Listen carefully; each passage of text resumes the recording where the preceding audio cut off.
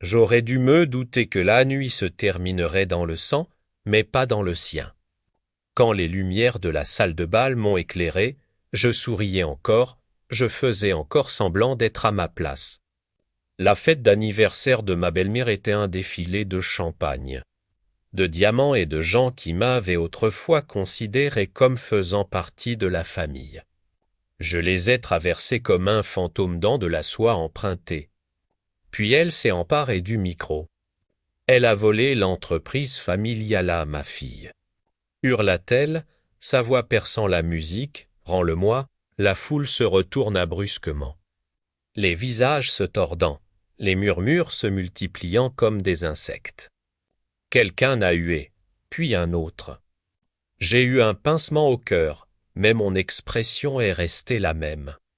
La sécurité ne s'est pas souciée de subtilité. Leurs doigts s'enfoncèrent dans mes bras, ils me poussèrent à travers les portes ornées jusqu'à ce que je heurte le trottoir. Le froid m'a frappé plus fort qu'eux. Je n'ai pas crié. Je n'ai pas pleuré. Je viens de regarder ma montre. 2 heures pile comme prévu. Mon père l'a épousée quand j'avais 15 ans. À l'époque, elle feignait la chaleur humaine. Des sourires répétés, des mains toujours un peu trop délicates. Elle m'appelait chérie, comme si elle avait répété ce mot devant le miroir. Je voulais croire qu'elle l'aimait.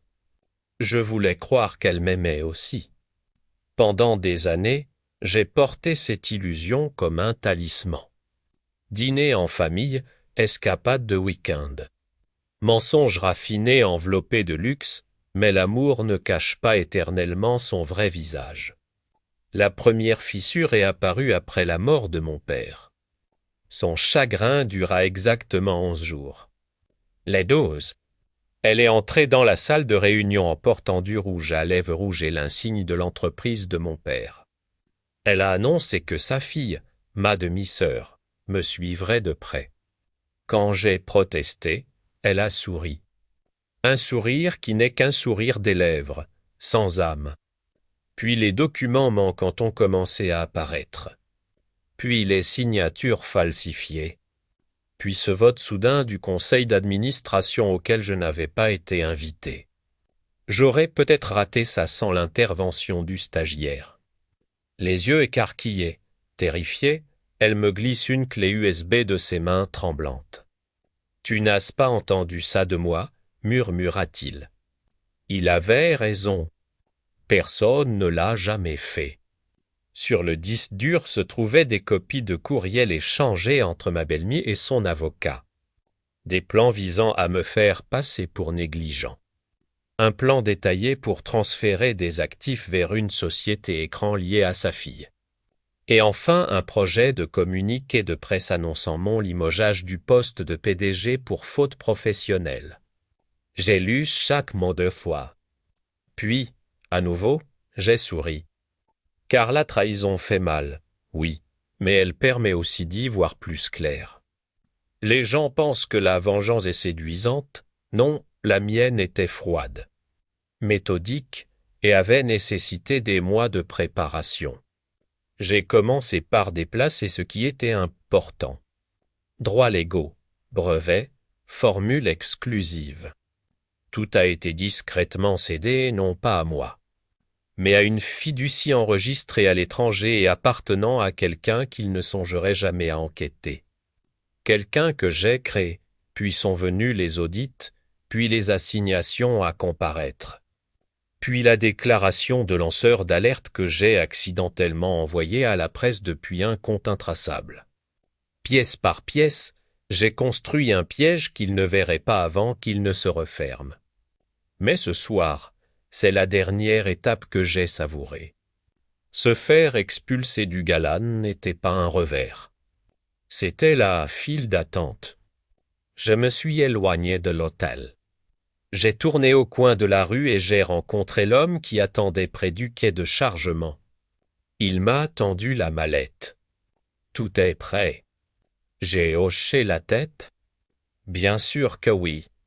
2 heures plus tard, je suis retourné dans cette salle de bal.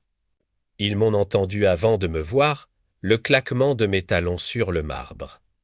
Un geste délibéré, résonnant comme un compte à rebours. Le silence se fit dans la pièce, les conversations s'interrompant brusquement au milieu des phrases. Ma belle-mère se retourna, prête à sourire en coin. Puis elle a vu ce que je portais, la mallette. Et derrière moi, les enquêteurs, fédéraux, pas locaux. Quelques invités ont poussé un soupir d'étonnement. Quelqu'un a laissé tomber un verre. Le sourire de ma belle-mère s'est figé. Je me suis dirigé vers le centre de la pièce, j'ai posé la mallette et je l'ai ouverte. Des papiers se sont répandus. Contrat, relevé bancaire, courriel annoté. Preuve, tous les détails triés de son stratagème. Sa fille pas lu. Ma belle-mère a pris une chaise. Voilà ce que j'ai volé. Dis-je doucement. Elle y est parvenue de justesse. Tu ne peux pas.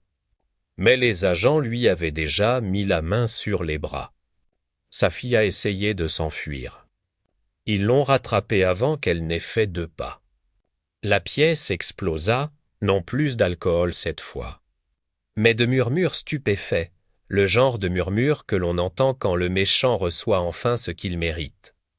Je n'ai pas vu comment on l'a emmené. J'avais déjà vu cette scène une centaine de fois dans ma tête. Dehors, la nuit était encore froide, mais l'atmosphère était différente, plus légère.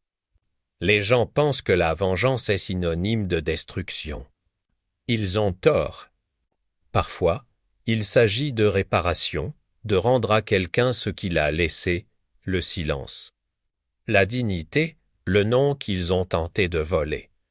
Je n'ai pas récupéré l'entreprise familiale ce soir. J'ai retrouvé la vérité. Et cela valait bien plus.